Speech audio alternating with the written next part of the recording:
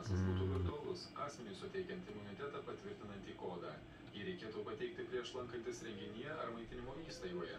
Planuojama paso neliktų atsiradus Europiniam žaliajam sertifikatui. Netrukus informacija apie orus, o naujausios žinios 17:30.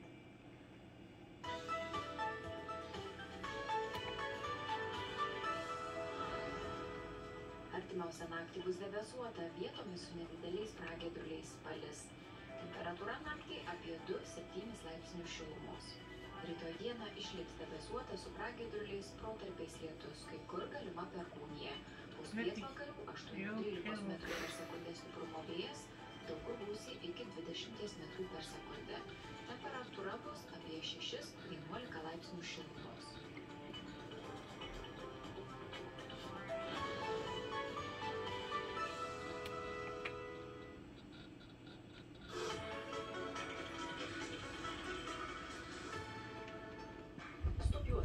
Lituanikos detektyvas.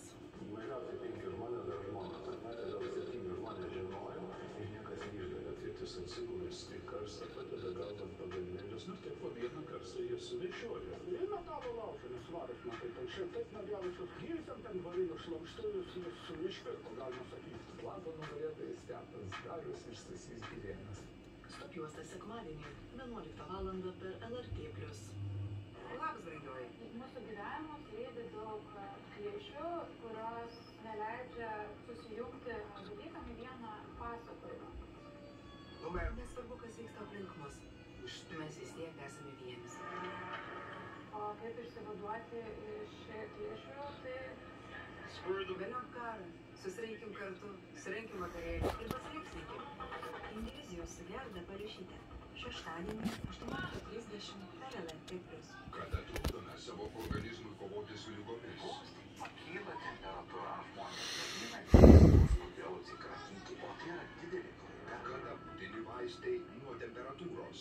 Artėjant širdies nepakankamumo dienai, speciali klauskite daktaro laida. Nors diagnozė širdies nepakankamumas gali skambėti baugiai, tačiau tai nereiškia, kad jūsų širdis nustojo dirbusi. Ši liga yra gydoma. Nepriklausoma, žavi ir trokštanti pati kurti savo laisvę. Vyrai, kuriems jį pasakys ne. Ir vienas, kuriam taip. Sprendimas, dėl kurio svajonės duš. Ir apgaulė, kuri sugriovė jos likimą. Jausminga drama. Moters portretas. Sekmadienį 21:50 per LRT televiziją. Virtuvės iššūkyje tradiciniai totorių pyragėliai. Laikas ragauti? Parodysiu, kaip pasigaminti tikrai tobulą polonezą. Likyti varškės žiedai. Skaniausios varškinės purvos, kokias kada nors gyvenime išsikepsiu, bus šitos, aš jums prižadu. Aktorė Inetas Pasilytė. Tiek investicijų, Vaigauskas įdėjo, o 11 000, supranti. O jisai sako, nėra išvaizdu. Buvau pilka pelė. Penktadienį 19:30 per LRT. 3 gyvenimo paralelės. Nuolatinės linksmybės. Ištisai kažkokie bendravimai, kažkokie tūsai, kažkokie ėjimai į būrelius. Buvo netgi, kad aš uždėdavau pinigus ir man nelikdavo nei 1 euro. Bet va, tikrai išskaitai pavadinius kartus ir būrelius apmokėjau. Bet po kažkiek laiko, ačiū Dievui, ateina protas, kad na, tai yra nenormalu ir tai neturėtų būti šiaip, tai kažkur ne ten lengvi, berniukai. Gimė tą pačią dieną, šiandien 21:30 per LRT televiziją.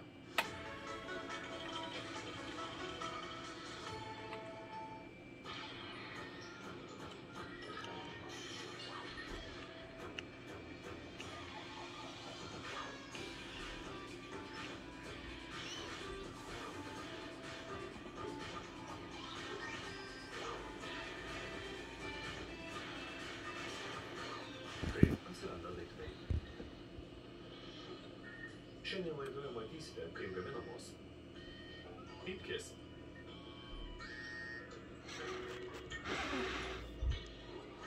Laipiojimo uolos įranga. Odinės dviračių sėdynės ir prabangūs sportiniai automobiliai.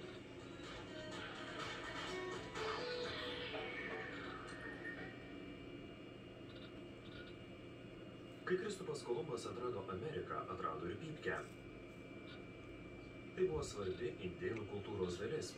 Pypkės dūmų dalytas derybose ir šventėse. Kolumbas ir kiti keliautojai šią idėją parvežė į Europą, o visa kita – istorija.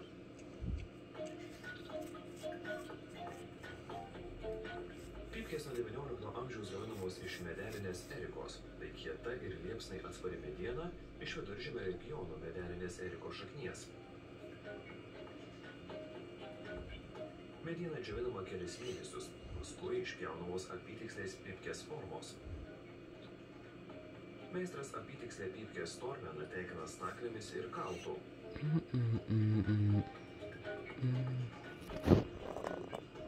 Centre išgręžiama tabako anga.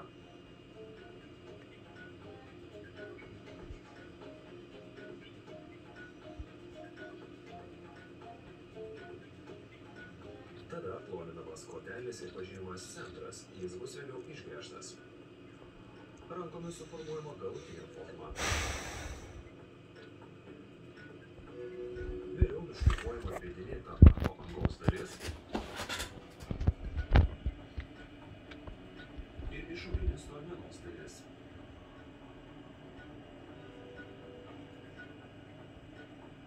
Paskui gaminamas pypkės kandiklis. Gręžiama ebonitu vadinama kieta guma, suformuojamas centras ir išgręžiamas kanalas. Ovalo galo suformuojamas stekelu, tokia forma patogesnė lūpoms.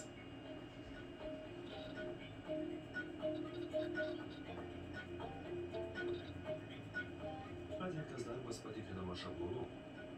Dabar formuojama kandiklio išorė ir gerokai suploninama. Meistras tekina kitą galą ir suformuoja liežuvėlį, kad šis tilptų į kotelį.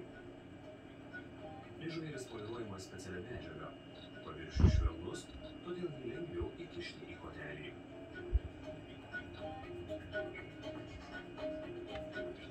Įvairiai šlifavimo diskai švelnesniais paviršiais meistras nušlifuoja kandiklį.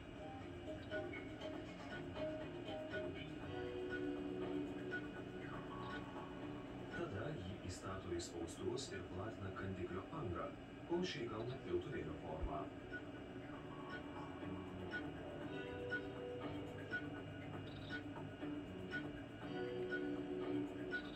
Vėliau apdoroja guminės ir medinės dalies sujungimą. Jį nušlifuoja taip, kad būtų visiškai lygus. Šlifuodamas dildę meistras pašalina nelygumus ir suformuoja patogesnį kandiklio storį. Storis gali būti įvairus pagal klientų pageidavimą.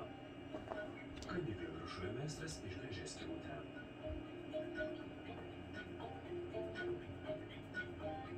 Vėliau įstato klijose išmirkytą plastiko kuolelį.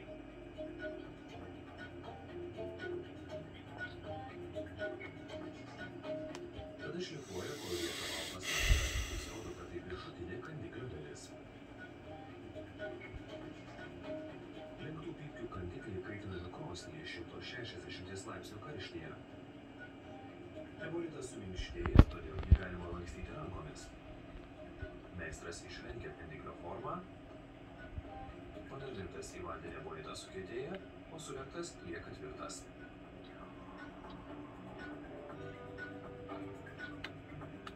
Dabar poliruojama medinė pypkės dalis. Šitai pašalinami smulkūs įbrėžimai ir išryškinama medyno struktūra. Poliruota medinė švilga. Kitoks pypkės paviršius formuojamas smėliuojant. Jis tampa grublėtas. Meistras paviršių beicuoja alkoholio pagrindo dažais. Užpildomi visi paviršiaus nelygumai.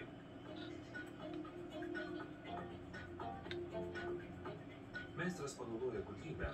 Kaitina pypkę liepsna, alkoholius sudega, lieka tik dažų nuosėdos. Pypkė neužsidega, ji tikrai atspari liepsnai. Priklausomai nuo norimo efekto meistras gali sudeginti net 10 dažų sluoksnių. Vėliau ant pypkės įspaudžia įmonės pavadinimą ir kitą informaciją. Po paskutinės kokybės patikros rankomis pagaminta eriko šaknies pypkė paruošta elegantiškai pasirodyti džentelmenų klube.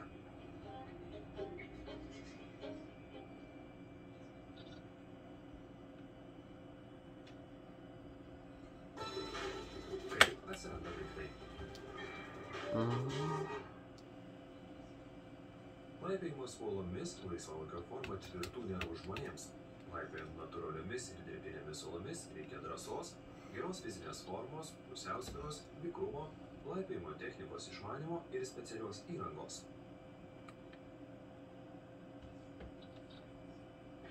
Laipiotojai paprastai dirba poromis. Jie naudoja lynus ir kitas priemonės, kurios sulaikytų, jei tektų kristi. Vienas pagrindinis įrankių kumštelinis mechanizmas su spyruoklėmis. Laipiotojas nuspaudžia gaiduką, kumštelį susiglaudžiant prietaisas įstatomas į olos plyšį, o gaiduką atleidžiant kumštelį išsiplečia ir įsitvirtina plyšio kraštuose. Tada virvė perkišama per karabiną. Laipiotojai paprastai turi keletą skirtingų dydžių kumštelių, karabinų ir kitų prietaisų. Įranga turi būti kuo lengvesnė, bet kartu užtektinai tvirta, kad išlaikytų, jei laipiotojas kristų. Todėl šis gamintojas naudoja aviacijos klasės aliuminio lydinį. Karabino gamyba prasideda nuo tinkamo ilgio aliuminio strypų pjaustymo. Vėliau lankstymo mašina suformuoja karabino formą.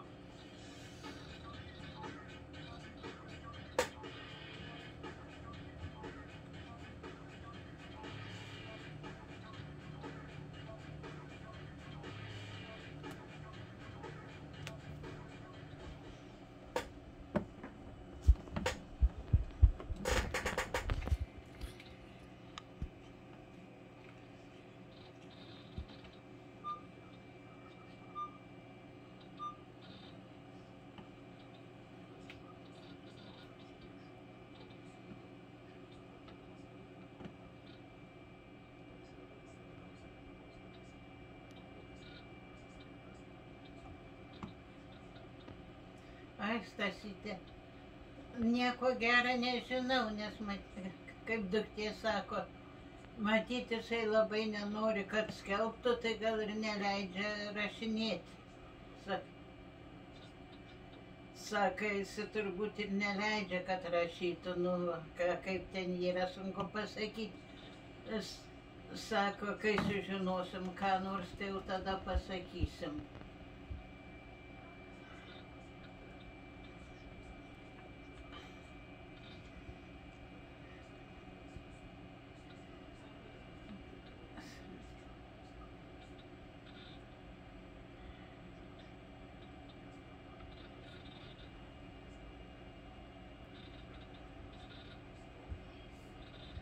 Nu, gal taip kas.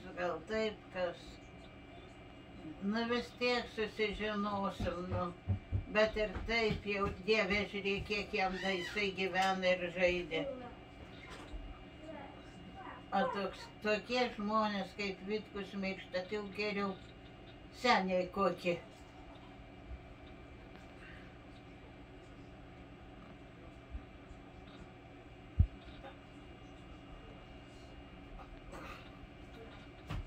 Nu, kaip jisai, kaip Glaveckas, man tokių žmonių tai gaila.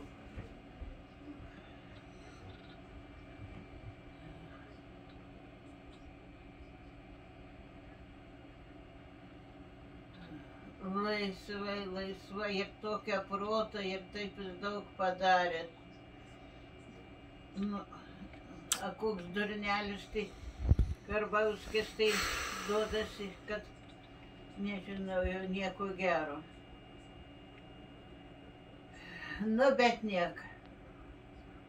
Nėra už ką, ačiū tau, danguolė da krūta.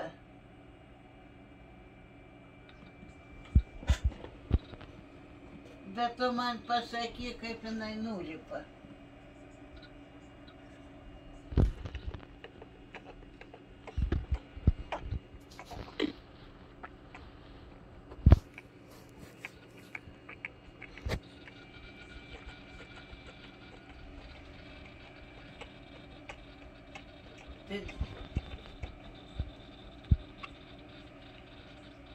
Oi, ne, aš jeigu vieną tą pakopą, tik tai pusę aukštą, daug Dieve. Nu, žiūrėsim, gal vasarą ateis, gal atsigausim.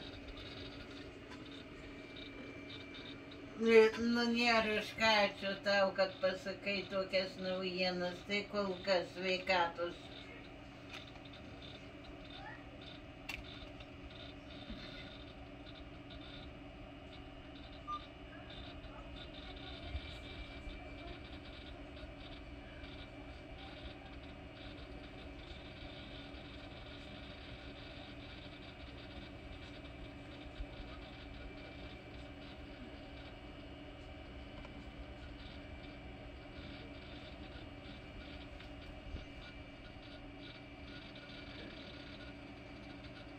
Aš žinau, ko man šiandien taip inkštai pradėjo paskui Ukraina dabar.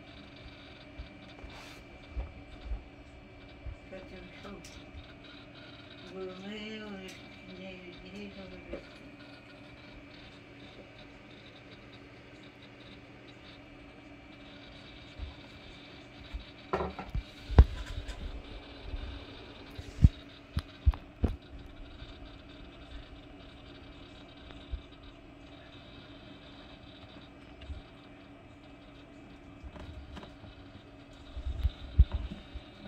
tavo tetriukus.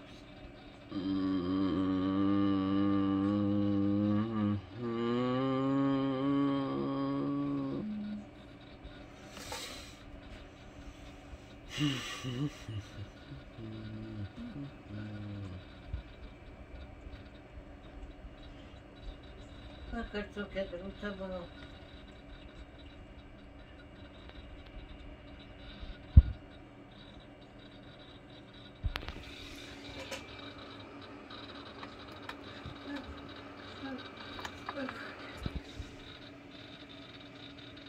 Aštuoniolika 30 Žalgiris žais, tik nežinau per kur.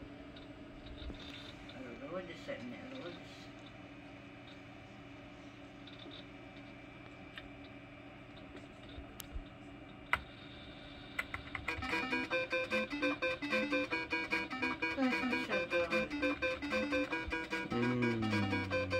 Aš negaliu išjungti garso per vietą.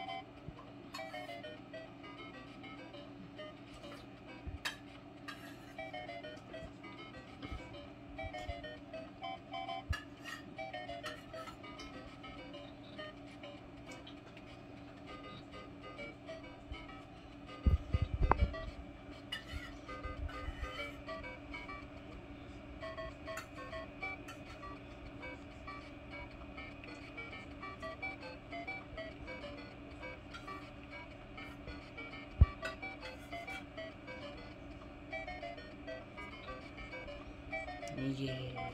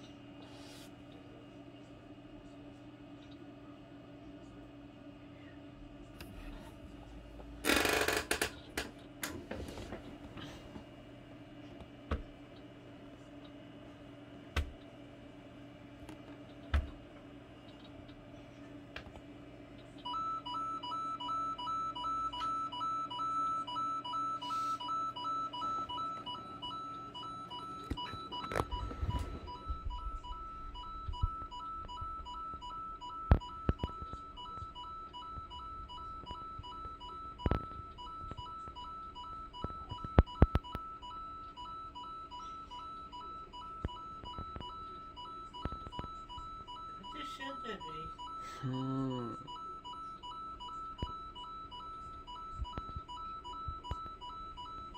kitom planetom susirašinėja.